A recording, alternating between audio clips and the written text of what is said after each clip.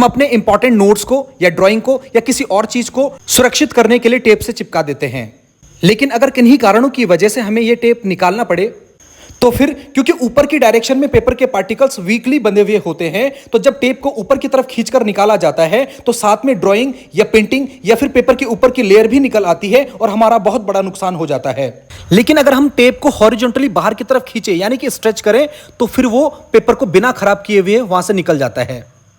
Tape के glue के particle के अपने बीच में लगने वाले फोर्स को कोहेसिव फोर्स कहते हैं, लेकिन पेपर और टेप के बीच लगने वाले फोर्स को अधेसिव फोर्स कहते हैं। लेकिन अधेसिव फोर्स खींचने पर कम हो जाता है,